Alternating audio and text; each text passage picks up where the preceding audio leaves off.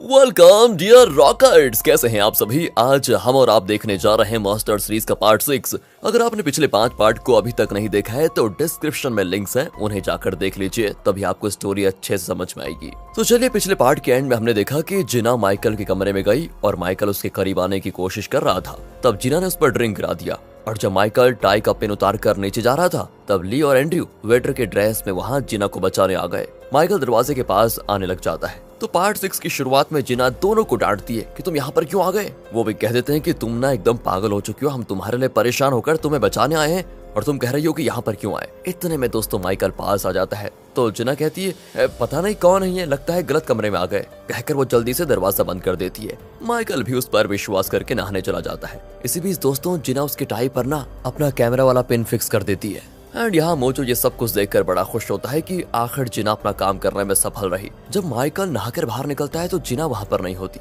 उसने माइकल के लिए एक नोट छोड़ा होता है कि आई एम सॉरी माइकल, लगता है मैं इतनी जल्दी ये कदम उठाने के लिए तैयार नहीं हूँ, मुझे वक्त चाहिए। नोट को देखकर माइकल हंसता है। अगले सीन में ली और एंड्रयू माइकल के साथ एक कसिनो में खेल रहे होते हैं। ये इनका दोस्तों दूसरा प्लान है। माइकल को ये गेम बहुत ही पसंद है और आज तक वो इसमें कभी हारा नहीं। इनका प्लान ये है कि अगर ली या एंड्रयू माइकल से जीत जाएं तो माइकल इम्प्रेस हो जाएगा और इस तरह वो माइकल के करीब जा पाएंगे, उसके साथ दोस्ती होगी और वो माइकल के बिजनेस पार्टनर भी बन सकते हैं। इस तरह वो उसके नकली मेडिसिन के बिजनेस के बारे में जान पाएंगे। दोस्तों अब असल में माइकल के टाइम में जो कैमरा है उसके जरिए ये लोग जान पाते हैं कि उसके पास कौन से कार्ड्स हैं, इसलिए वो आराम से खेल रहे होते हैं। पहला गेम ली जीत जाता है। माइकल तो तंग रह जाता है कि ये जीता कैसे, वो भी मुझसे। एंड्रयू को जलन होने लगती है कि कैमरे से देखकर तो मैं भी जीत नहीं पाया। तो इसके बाद एंड्रयू 4 गेम जीत जाता है क्योंकि वो भी माइकल की तरह ये गेम खेलने में बड़ा माहिर है। माइकल तो दोस्तों पूरी तरह चिढ़ जाता है कि ये आज हो क्या रहा है, मैं एक बार भी जीत नहीं पा रहा। फिर वो अपना टाई उतारकर आराम से खेलने का फैसला करता है, पर बिना कैमरे के तो ये लोग ठीक से खेल नहीं पाएंगे। अब तो रोशी कहती है कि सर गेम को रोक देते हैं। मोजो कहता है नहीं, इस वक्त रोका तो फिर उसके साथ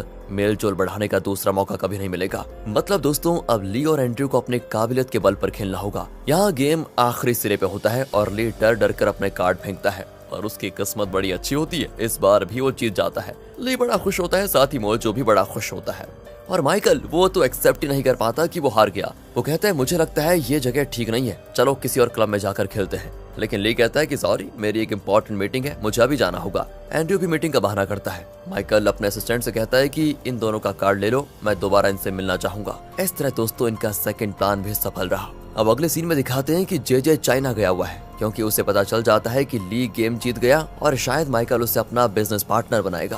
पर जे तो एंड्रयू को जिताना चाहता था। जे का असिस्टेंट कहता है कि ली को बाहर करने की क्यों सोच रहे हैं, वो इतना काबिल लड़का है, अगर हम उसे अपने साइड में ले लें तो वो हमारी मदद आराम से कर सकता है। जे कहता है तुम ठीक कहते हो, लेकिन वो चेयरमैन का बेटा नहीं है ना, एंड्रयू चेयरमैन का बेटा है, इसलिए हमें उसके जरिए ही अपना मकसद पूरा करना होगा। दूसरी ओर चेयरमैन की वाइफ के साथ पैनी बात कर रही होती है और तब वहाँ पर किमी आ जाती है। वो चेयरमैन की वाइफ से कहती है आपने फोन पर ये क्यों कहा कि मैं एमएलए की पोजीशन के लिए ना लड़ूं, क्या मैं इस काबिल नहीं हूँ। चेयरमैन की वाइफ कहती है तुम किसी मामूली आदमी के खिलाफ नहीं लड़ रही, तुम मेरे हस्बैंड के खिलाफ लड़ रही हो जो कि पॉल के बेटे को एमएलए बनाना चाहता है। किमी कहती है मुझे लगा आप मुझे सपोर्ट करेंगी, पर आप भी अपने पति की तरह निकली, पर मैं उस पोस्ट के लिए जरूर लड़ूंगी। और ये कहकर किमी गुस्से में चली जाती है। दोस्तों दूसरी ओर माइकल को उसका असिस्टेंट एक नंबर ला कर देता है और बताता है कि ये जिना का नंबर है, हमें अभी अभी पता चला। माइकल बड़ा खुश हो जाता है। यहाँ अपनी टीम को दिखाते हैं जिनसे मिलने जे आया है। वो कहता है कि अब तुम लोगों को यहाँ ट्रेन करने की जरूरत नहीं है, अब कंपनी के जासूसी एजेंट्स माइकल को पकड़वा देंगे। इसके बाद हमें सिर्फ एंड्रयू और शेरल की जरूरत है, बाकियों को वापस सियोल चले जाना होगा। ली तो गुस्सा हो जाता है कि हम वापस क्यों जाएं, मेहनत तो हम सब ने मिलकर की है। पर जे कहता है कि तुम्हारी मर्जी के मुताबिक कंपनी नहीं चलेगी, जो कह रहा हूँ उसे मान लो। वैसे भी माइकल ने ना तो तुम्हें कांटेक्ट किया है और ना ही तुम लोग कोई खास पता लगा पाए कुछ। जिना कहती है अच्छा हम सब ने रिस्क लेकर अपना काम किया है और आप अचानक हमें बाहर निकाल नहीं सकते। पर जे दोस्तों उसको भी चुप करा देता है। लेकिन तब मोजो इन्हें सपोर्ट करता है। जे तो उसकी भी नहीं सुनता और कहता है कि इस वक्त कंपनी बहुत बड़ी मुसीबत में है, कंपनी का इमेज खराब होने की स्थिति में है। अगर डोडो ग्रुप डूब गया तो क्या तुम लोग उसको बचा पाओगे। मैं कंपनी का लॉयर हूँ और कंपनी की भलाई किस में है ये सिर्फ मैं जानता हूँ। बहस मत करो मुझसे और कल वापस जाने की तैयारी करो। तब जिना के फोन पर माइकल का मैसेज आता है कि मैं माइकल हूँ, प्लीज मुझे इस नंबर पे कॉल करो। जिना तुरंत उसको सबको दिखा देती है कि ये देखो आ गया माइकल का मैसेज, वो मुझसे मिलना चाहता है। एंड अब जे चिढ़ जाता है कि उसका ये प्लान भी फ्लॉप रहा। वो कहता है कि ठीक है सब अपना काम जारी रखो। अगले दिन जिना तैयार होकर दोस्तों माइकल से मिलने जाती है। वो जिना को गुलदस्ता देकर कहता है कि तुम बहुत खूबसूरत लग रही हो, अब जिना इधर उधर देखने लगती है। असल में ली और एंड्रयू उसकी हर चाल पे नजर रख रहे थे और साथ ही साथ जिना के कान में एक छोटा डिवाइस होता है जिसके जरिए वो ली और एंड्रयू के इंस्ट्रक्शन को सुन रही थी। ली कहता है कि अरे पागल लड़की, हमारी तरफ क्यों देख रही हो, फंसाओगी क्या, माइकल की आंखों में देखकर बात करो। जिना माइकल को देखती है। माइकल उसे अपनी कार में बिठाता है तो ली और एंड्रयू भी चुपके से अपनी कार में बैठ जाते हैं। ली कहता है कि अरे यार, उससे पूछो कि वो तुम्हें किस नरक में लेकर जा रहा है। यहाँ जिना पूछती है कि माइकल, हम जा कहाँ रहे हैं। वो भी कह देता है कि अरे सरप्राइज है तुम्हारे लिए। असल में दोस्तों, वो जिना को एक ऐसी जगह पे ले जाना चाहता है जहाँ चाइना का कोई कल्चरल प्रोग्राम चल रहा होता है। जिना बड़ी खुश दिखती है और जोर जोर से हंस रही होती है। अब ली एंड्रयू से पूछता है कि क्या तुम्हें इतनी जोर से हंसने वाली लड़की पसंद है। वो कहता है कि कभी नहीं। ली कहता है मुझे भी पसंद नहीं है, लेकिन ये महारानी पटाखे की तरह पता नहीं क्यों हंस रही है, एकदम पागल लग रही है ये। एंड इनकी बातें सुनकर जिना चुप हो जाती है। पर माइकल पूछता है तुमने अचानक ये हंसना बंद क्यों कर दिया, हंसते हंसते तो बहुत प्यारी लगती हो और मुझे तो तुम्हारी हंसी चाहिए बस। जिना को दोस्तों उसकी ये बात बड़ी अच्छी लगती है और वो फिर से हंसने लग जाती है। एंड्रयू माइक में कहता है कि सुन बेटिया, वो तेरी तारीफ करने के बहाने तो उससे न जाने क्या क्या करवाने वाला है, चुप हो जा चुपचाप। जिना कान पर हाथ रखकर उसे डांटती है कि चुप हो जाओ गधे। माइकल ये देख लेता है और पूछता है अरे क्या हो गया तुम्हें। जिना कहती है यहाँ ना मच्छर बहुत है एंड मुझे भूख बहुत ज्यादा लगी है, किसी रेस्टोरेंट चले। वो भी कहता है ठीक है चलो चलते हैं, कहकर वो आगे निकल जाता है। अब जिना कान में रखा डिवाइस निकाल कर फेंक देती है कि नहीं चाहिए मुझे तुम दोनों की इंस्ट्रक्शंस। ये दोनों यहाँ चौंक जाते हैं कि भाई ये काम करने आई है या फिर कुछ और। ये लोग भी उसी रेस्टोरेंट में आ जाते हैं। माइकल को एक बिजनेस कॉल आता है जिसे अटेंड करने के लिए वो उठ कर जाता है। अब ये दोनों जाकर जिना को डांटने लगते हैं कि डिवाइस क्यों निकाल दिया तुमने। इतने में माइकल वापस आ जाता है, पर दूर से वो इनका चेहरा ठीक से देख नहीं पाता। इतने में ली और एंड्रयू मुड़कर अपने टेबल पर चले जाते हैं। माइकल उनके टेबल के पास आकर पूछता है कौन हो तुम लोग। इतने में ली जरा सोचकर झट से ऐसी एक्टिंग करता है जैसे वो एंड्रयू के साथ लिप लॉक कर रहा है। माइकल इन्हें गे समझकर चला जाता है। असल में लिप लॉक नहीं, लेकिन जब वो मुड़ते हैं तो दोनों के लिप्स टच हो जाते हैं। एंड्रयू तो ली पर थूक ही देता है और फिर बार बार माउथ वॉश करने लग जाते हैं दोनों। इन सब के बीच वो माइकल और जिना को खो देते हैं। मोजो अब इनको डांटता है कि मैंने तुम्हें उन पर नजर रखने को कहा था, कहाँ मर गए तुम लोग। असल में दोस्तों माइकल और जिना बीच पर होते हैं।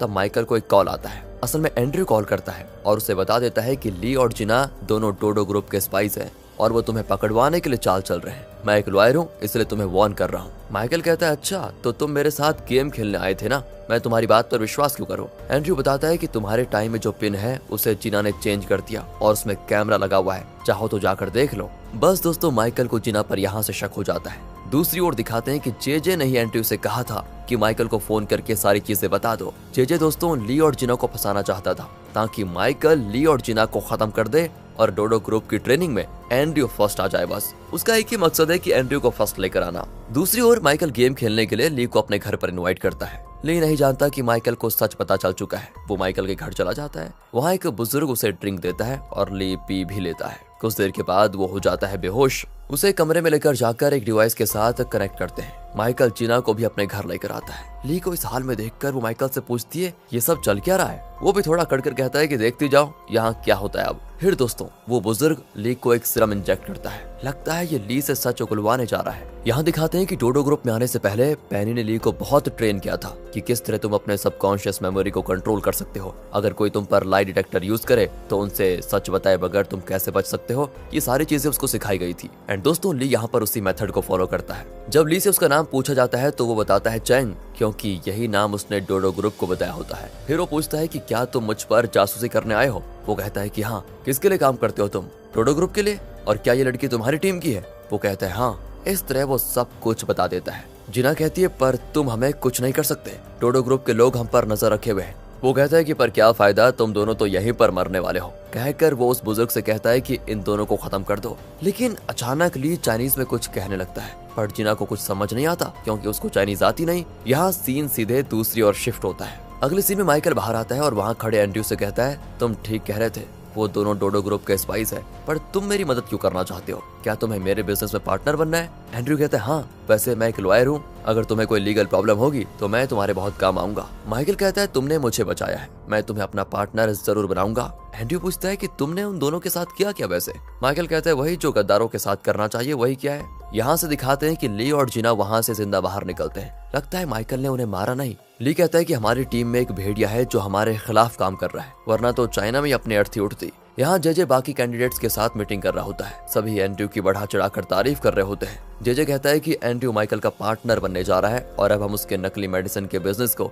आसानी से बंद कराकर उसे अरेस्ट करवा पाएंगे। बस क्या था, इतने में ली और जिना वहाँ आ जाते हैं। ली कहता है कि हमारी टीम में कोई गद्दार मौजूद है, उसने हमें फंसाने की कोशिश की है। तुम्हें पता है कि हम बड़ी मुश्किल से बच कर आए हैं। अब सबको एंड्रयू की तारीफ करता देखकर ली पूछता है, ओहो तो क्या तुम ही हो गद्दार हो? पर जेजे कहता है कि यही तो हमारा प्लान था कि तुम्हें यूज करके एंड्रयू माइकल का पार्टनर बनेगा और हम अपना मकसद पूरा करेंगे। तुमने वाकई अपना किरदार बखूबी निभाया और एंड्रयू ने अपना बहुत अच्छे से निभाया। इसमें गद्दारी की कोई बात नहीं है। अब तुम्हें कुछ और करने की जरूरत ही नहीं है, जो करना है एंड्रयू कर लेगा। देखा दोस्तों, जेजे कितनी चालाकी से यहाँ पर हैंडल कर रहा है और ये कहकर वो चला जाता है। ली को बहुत गुस्सा आता है। जब एंड्रयू जिम में होता है तो ली उसका गला दबाते हुए कहता है कि तुमने ठीक नहीं किया। अगर मैं और जिना मर जाते तो क्या होता? वो तो दोस्तों एंड्रयू को लगभग मार ही डालता, लेकिन रोशी उसको रोक देती है। एंड्रयू कहता है, तुम मुझे गद्दार क्यों कह रहे हो? है न मैंने तुम पर भरोसा किया, न कभी तुमने मुझ पर। फिर मैं गद्दार कैसे हो गया? मान क्यों नहीं लेते कि तुम मुझसे मुकाबला कभी कर ही नहीं सकते, तुम हार गए हो। ली कहता है कि ठीक है, वो तो जल्द ही पता चल जाएगा कि मैं हूँ कौन। कहकर वो चला जाता है। दोस्तों रोशी अब एंड्रयू से पूछती है कि सच बताओ जेजे तुम्हारी इतनी मदद क्यों कर रहा है? तुम हो कौन आखिर? मैं कौन हूँ ये तो तुम्हें आगे जाकर ही पता चलेगा। ये कहकर एंड्रयू चला जाता है। ली और जिना बहुत परेशान होते हैं क्योंकि वो मरते मरते बचे थे। जिना को थोड़ा रिलैक्स करवाने के लिए ली उसे पानी में धकेल देता है और फिर थोड़ा दोनों आराम से एंजॉय करते हैं। वहाँ दोस्तों पेनी एक औरत पर नजर रखे हुए है। असल में नेल की प्रॉपर्टी का जो एमएलए मर गया था, ये उसकी वाइफ है जिसका नाम है केनिया। पेनी का प्लान है कि जिस एमएलए की पोस्ट के लिए किमी और चेयरमैन के रिकमेंडेशन में पॉल का बेटा लड़ रहा है, उस पोस्ट के लिए पेनी केन्या को खड़ा करना चाहती है क्योंकि इस इलाके में लोग केन्या को जानते हैं और उसे बहुत मानते भी हैं। इतना ही नहीं, रिसेंटली यहाँ के कैंसर पेशेंट्स के लिए भी केन्या ने बहुत कुछ किया था। अगर वो एमएलए बन गई तो इसमें पेनी का फायदा होगा। केन्या सारे पेशेंट्स के लिए खाना बनाकर बड़े प्यार से लेकर आती है, लेकिन उसे देखते सभी जल्दी से लेट जाते हैं। पेशेंट्स तो उसका दिया हुआ खाना भी फेंक देते हैं और कहते हैं कि तुम चाहे कुछ भी कर लो, पर हम वो नहीं करेंगे जो तुम करवाना चाहती हो। हमें कम से कम चैन से मरने तो दो प्लीज। दोस्तों ऐसा केन्या ने क्या कर दिया कि ये लोग इतना गुस्सा हो गए? फिलहाल तो ये नहीं दिखाया जाता। तब नेल आता है और केन्या को अकेले में लेकर जाकर कहता है कि तुम्हारे पति ने पार्टी के लिए बहुत काम किया था, वो बहुत ही नेक और ईमानदार आदमी था। उसके गुजरने के बाद जैसे पार्टी की नींव ही गिर गई है, पर होने को कौन टाल सकता है? उसकी जगह पर मैं अपनी बेटी किमी को खड़ा करने का सोच रहा हूँ। इसके लिए मुझे तुम्हारे सपोर्ट की जरूरत है। इस पर केन्या कहती है, अच्छा आप अपनी बेटी को खड़ा करेंगे? एक बात साफ कह देती हूँ कि मेरे पति की पदवी मुझे मिलनी चाहिए, मैं उस पोस्ट के लिए खड़ी होंगी। और जैसा आप लोग सोच रहे, मेरे पति की मौत हार्ट अटैक से नहीं हुई, जल्दी आप सबको पता चल जाएगा। केन्या का मकसद क्या है दोस्तों, ये तो बाद में ही पता चलेगा। दूसरी ओर चेयरमैन का पीए चेयरमैन की वाइफ से पूछता है, क्या वो लड़की उस वक्त प्रेग्नेंट थी जब आपने उसे डोडो ग्रुप से भगाया था? वही लड़की दोस्तों जिसके साथ चेयरमैन का अफेयर था। चेयरमैन की वाइफ चौंक जाती है कि ये सब तुम क्यों पूछ रहे हो ऐसे, और तुम्हें किसने बताया ये? पर पीए कहता है कि आप ये बताइए, क्या उस लड़की का बेटा पैदा हुआ था और क्या वो लड़का दूसरे देश में लावारिस भटक रहा है? मैंने आपकी और किमी की बातें सुन ली थी। मैं उस लड़के का पता लगाने जा रहा हूँ क्योंकि वो चेयरमैन का बेटा है। पर दोस्तों चेयरमैन की वाइफ कहती है कि देखो ऐसी बेवकूफी मत करो। मैं जानती हूँ कि तुम चेयरमैन के वफादार पीए हो, लेकिन अगर वो लड़का यहाँ गया तो लोग चेयरमैन से सवाल करेंगे कि वो कौन है, और सच पता चलने पर चेयरमैन का इमेज खराब होगा। उनकी सेहत भी आजकल ठीक नहीं रहती। प्लीज समझो मेरी बात को। ऐसा कुछ भी मत करो जिससे चेयरमैन को तकलीफ पहुंचे। दूसरी ओर एंड्रयू जेजे के भेजे हुए कुछ आदमियों को एक वैन में लेकर माइकल से मिलने जाता है क्योंकि माइकल ने उसको अपना पार्टनर बनाने का प्रॉमिस जो किया था। यहाँ ली कुछ पुलिस वालों को लेकर उस वैन को ट्रैक करते हुए उसका पीछा करता है। जेजे ने एंड्रयू को एक बड़ी रकम दी थी जिससे वो माइकल के साथ इन्वेस्ट करे। वो माइकल को पैसे देता है और कहता है, ये मेरा आधा हिस्सा है, मुझे तुम्हारी नकली मेडिसिन की फैक्ट्री देखनी है, उसके बाद बाकी का अमाउंट दूंगा। माइकल भी एंड्रयू को अपनी कार में फैक्ट्री लेकर जा रहा होता है। एंड्रयू के आदमी माइकल की कार के पीछे आ रहे होते हैं। माइकल की कार एक पुरानी बिल्डिंग के पास रुकती है। ओहो, तो क्या यही इसकी फैक्ट्री है? ये सोचकर एंड्रयू और उसके आदमी, जिनमें मोजो भी होता है, वो बिल्डिंग के अंदर जाकर देखते हैं, पर वहाँ पर कुछ भी नहीं होता। एंड्रयू पूछता है कि यहाँ तो कोई मेडिसिन है ही नहीं। माइकल कहता है, थोड़ा सब्र तो करो, अभी लेकर आते होंगे। इसी बीच ली जो इस गाड़ी को ट्रैक कर रहा था, वो पुलिस के साथ यहाँ पर आ जाता है। अचानक ऊपर गोली चलने की आवाज को सुनकर वो चौंक जाते हैं और ऊपर जाकर देखते हैं तो पता चलता है माइकल ने एंड्रयू और उसके आदमियों को पकड़ के रखा हुआ है। जेजे को देखकर माइकल कहता है, अच्छा तो तुम हो इस पूरे प्लान के सूत्रधार। माइकल के आदमी ली को भी पकड़ लेते हैं दोस्तों, लेकिन माइकल कहता है, उसे छोड़ दो, वो मेरा मेहमान है। सभी चौंक जाते हैं और यहाँ फ्लैशबैक में दिखाते हैं कि उस रात जब माइकल ने ली और जीना को पकड़ के रखा हुआ था और दोनों को वो खत्म करने वाला था, तब ली ने चाइनीज में ये कहा था कि जिसने तुम्हें मेरे बारे में बताया था वो जरूर तुम्हारे नकली मेडिसिन बिजनेस में तुम्हारा पार्टनर बनना चाहेगा। असल में वही डोडो ग्रुप के लिए तुम्हारी जासूसी कर रहा है। माइकल पूछता है तो क्या वो तुम्हारी टीम का है? ली कहता है नहीं, मैं खुद उस टीम का नहीं हूँ। मैं तो डोडो ग्रुप के कॉम्पिटिटर कंपनी को बिलोंग करता हूँ, क्योंकि जेजे और डोडो ग्रुप की वजह से ही मेरे पेरेंट्स मारे गए। इसलिए बदला लेने के लिए मैं डोडो ग्रुप को ज्वाइन करने की कोशिश कर रहा हूँ। वक्त के आने पर मैं जेजे को भी खत्म कर दूंगा। ये समझ लो कि मैं तुम्हारे दुश्मन का दुश्मन हूँ, यानी तुम्हारा दोस्त। तो मुझ पर विश्वास कर सकते हो वैसे। फिर माइकल ने पूछा था कि मैं तुम्हारी बात को सच कैसे मान लूं है। ली ने कहा कि तुम सच मानो या ना मानो, लेकिन मैं डोडो ग्रुप को खत्म करना चाहूंगा और जेजे को मार डालूंगा। लगता है माइकल को ली पर विश्वास हो गया था, इसलिए उसने ली और जिना को जिंदा छोड़ दिया था। और अब प्रेजेंट में माइकल ली के साथ हाथ मिला देता है कि तुम सच कह रहे थे। किसी की दोस्तों यहाँ पर समझ में नहीं आता कि माइकल ली का दोस्त कैसे बन गया। इतना ही नहीं, माइकल चाइनीज पुलिस को बताता है कि ये लोग फेक बिल्स यूज कर रहे हैं, इसलिए वो सबको अरेस्ट कर लेते हैं। ली तुरंत जिना को कॉल कर देता है कि जल्दी से होटल से निकल जाओ, पुलिस वहाँ पर चेकिंग के लिए आ रही है। अब जिना और रोशी तुरंत बाहर आती हैं तो पास के रूम में चेकिंग चल रही होती है। जिना और रोशी तुरंत वहाँ से दूसरी ओर भाग जाती है। यहाँ से ली को दिखाते हैं जो माइकल के घर पर होता है। ली कहता है कि मैंने तुम्हारी जो मदद की है उसके बदले तुम मेरे लिए क्या करोगे? माइकल पूछता है कि बोलो यार, क्या चाहिए तुम्हें? ली कहता है कि तुम एंड्रयू के साथ जो पार्टनरशिप करने वाले थे वो मेरे साथ करो। माइकल कहता है कि तुम चाहो तो मेरे होटल्स, मेरे कसिनो में पार्टनरशिप डीलिंग कर लो। पर ली कहता है नहीं, मुझे तो तुम्हारे नकली मेडिसिन बिजनेस में पार्टनरशिप चाहिए। माइकल कहता है ठीक है, उसके बारे में सोच कर बताऊंगा। वैसे कोरियन एम्बेसी से कॉल आया था कि जेजे तुमसे कुछ बात करना चाहता है। ली भी एम्बेसी के लिए निकल जाता है। माइकल का असिस्टेंट कहता है कि क्या तुम इस पर अभी भी भरोसा करते हो? माइकल कहता है कि उसका फैसला तो तब होगा जब ये जेजे से बात करेगा। ये जेजे से जो कहेगा उसके बल पर फैसला करेंगे कि इस पर भरोसा करना चाहिए या नहीं। ली दोस्तों कुछ दूर जा चुका था, लेकिन जैसा आप जानते हैं उसके कान बहुत तेज हैं, वो इनकी बातें सुन लेता है। यहाँ से एम्बेसी को दिखाते हैं जहाँ जेजे ली से कहता है कि तुमने माइकल से दोस्ती कैसे की और अब सिर्फ तुम हम सबको बचा सकते हो। तुम पुलिस को बता दो कि हम यहाँ क्यों आए हैं। हमें फंसाने के लिए उस माइकल ने जो फेक बिल्स की बात की थी वो तुम पुलिस को बता दो कि वो झूठ था, और माइकल ने तुम्हें जो भी रकम दी होगी उससे कई गुना ज्यादा पैसे मैं दूंगा। अब ली को लगता है कि इस दीवार के उस तरफ से माइकल इनकी बातें सुन रहा होगा, इसलिए उसे सोच समझ कर बात करना होगा और माइकल को विश्वास दिलाना होगा कि वो ली पर भरोसा कर सकता है। वो जेजे से कहता है कि आपको क्या लगा है कि मैं ये सब पैसों के लिए कर रहा हूँ? क्या आप जानते हो कि मैं कौन हूँ? जेजे पूछता है तुम हो कौन? ली कहता है कि मेरे पेरेंट्स की मौत के जिम्मेदार आप और डोडो ग्रुप हैं। ये सुनकर जेजे के पसीने छूट जाते हैं और कहता है कि इसका मतलब क्या तुम वो? और इसी आधे सवाल के साथ होता है दोस्तों पार्ट 6 का दी एंड। इंतजार कीजिए पार्ट 7 का, और आगे के पार्ट्स देखना चाहते हैं तो सीरीज की वीडियो को लाइक और ज्यादा से ज्यादा शेयर करें। वीडियो अच्छी लगी हो, स्टोरी अच्छी लगी हो तो चैनल को सब्सक्राइब। फिर मिलता है अगली वीडियो में। Thanks for watching.